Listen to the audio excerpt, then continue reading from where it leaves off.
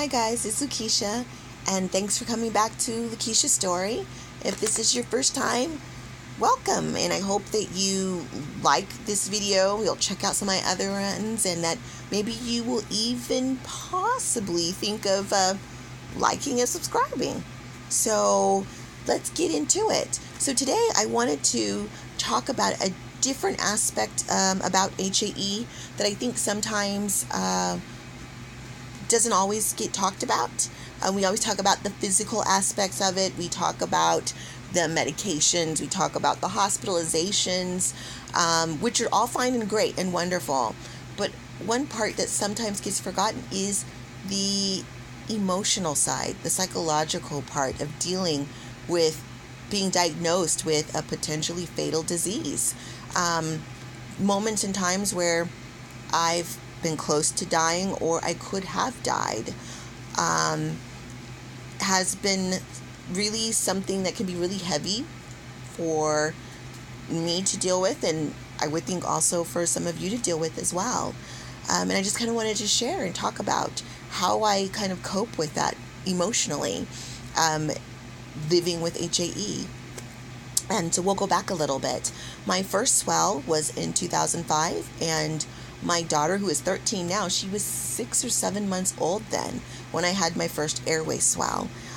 And it was really, really difficult. One, because I was on a vent for a week and I did not know that. It's almost like you're in suspended animation.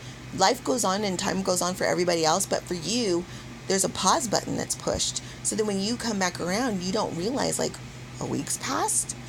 I missed a birthday party that I was supposed to go to for a friend. I missed other events and other things. I missed, a holiday. At that time when I went in, it was latter part of June, and when I came out, it's like the 4th of July had happened and was gone. And it was really kind of a little bit hard for me to handle. During that time, we didn't know what I had was called HAE. We just knew that I had 17 specialists. Of course, they bring in the psychologist and the psychiatrist because they think it's all up in here and that you're a little cray-cray, and that's why you're doing those things. And then once they say, look, there's no thought that you can have that is so strong to make your tongue swell. You can get yourself to hyperventilate. If you're having a panic attack, you can throw up, you can pass out, you can make your heart beat fast, and you can have palpitations and stuff. But to make your tongue swell and to make your throat swell, no. The psychiatrist and the psychologist let them know that wasn't it. So I was very glad that I got rid of at least two of those, two of the 16 or 18 doctors. So, but with that, I had to figure out what to do. I was a new mommy. I had all of the hormonal and all the changes that happened with having a baby, not a lot of sleep, and the needs that she had. And I felt like, how could I be a good mommy? How could I be a good wife? Having something I didn't know what it was. And, I had a trach at the time, and I did something that normally people don't do. I asked for a mirror. And they looked at me, my RT looked at me, which is a respiratory therapist, and was like, you want a mirror? Why? I said, I want to see it. You want to see it? Yes. Why?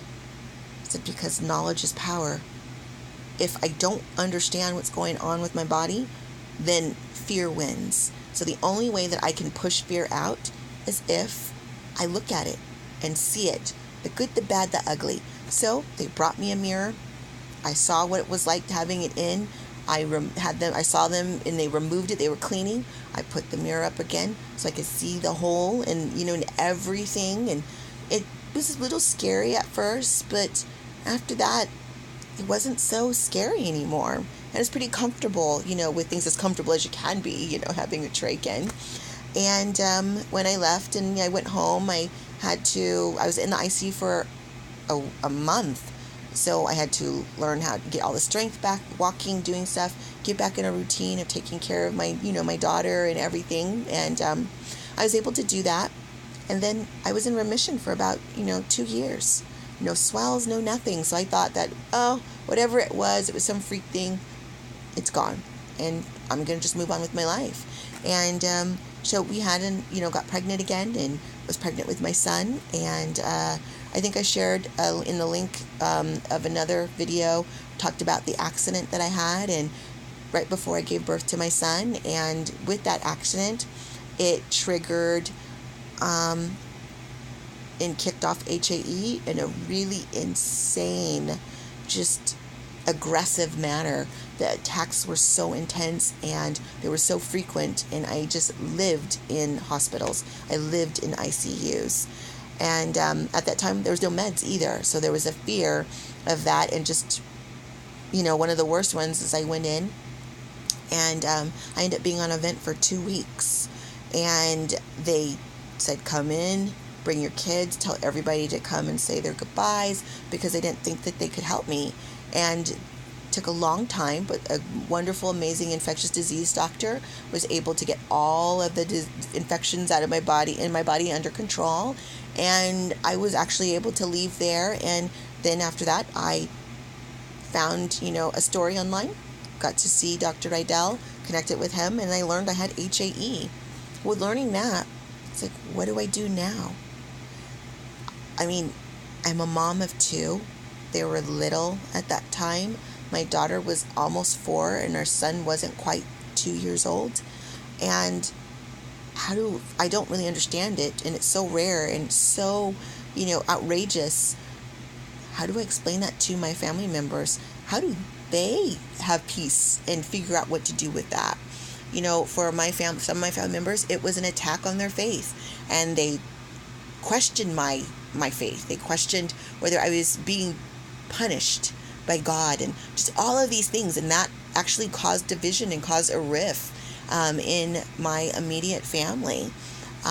Some couldn't take it just because it was just so insane to have a daughter, a sister, a friend who was perfectly fine and well, and then now so sick, and my face swelling and my tongue swelling outside my mouth, and they're rushing me to hospitals, and I live in ICUs for weeks and weeks at a time. I lost many friendships, and sadly I lost relationships with family members as well. And I had to figure out, what was I going to do? Was I going to allow this disease to take me out, or was I going to stand up and figure out how to live my life? I didn't want to exist. I wanted to live my life, and I wanted to live it with purpose. And with that fire in my heart, and that desire for loving and embracing everything in life, the good, the bad, and the ugly, we set out to do just that. So we taught our children how to express their feelings, not hold anything back. We learned to live in the moments, say I love you, hug, talk to each other, share things. You don't hold on to stuff. If someone hurts my feelings or whatever, I go and I talk immediately, because life is so amazing and so precious that I don't want there to be a moment that we're holding on to something old and something that's absolutely is, in the grand scheme of things, not that important, and I miss out, and God forbid I pass without making things right with that person, or allowing them to have the chance to make it right with me. And so I have my days I cry. I have my days where I was angry. In the beginning, I was like, how could I be a good mom? How could I be a good wife? I was so hurt, and I was so just devastated because life wasn't the way I wanted it to be. And then I just was like, you know what? I can't stay like this. I want more. And so I figured out how to live life where I found myself. And I learned how to laugh at things, laugh at myself, and find the humor and stuff. No matter, I know it gets a little dark sometimes, a little twisted, have a swollen eye. It's pirate day, and it's our matey. And my son would come up to me and talk like a pirate day. And so we just had our own impromptu talk like a pirate day. We didn't wait for the national one. We just had it anytime I had a swollen eye. My face was a little swollen, and we just said it was Chubby Bunny. You know, the game where you're younger and you take the marshmallow, shove it in, and you try to talk. So we just did that. If my leg is swollen really badly, I just drag it around, and I'm just like, yes, master, like Igor. And, and so I learned how to find the humor in some of the darkest places and situations of my life. I don't use it to the extent that I push away. If I'm sad, I cry. If I'm angry, I express it.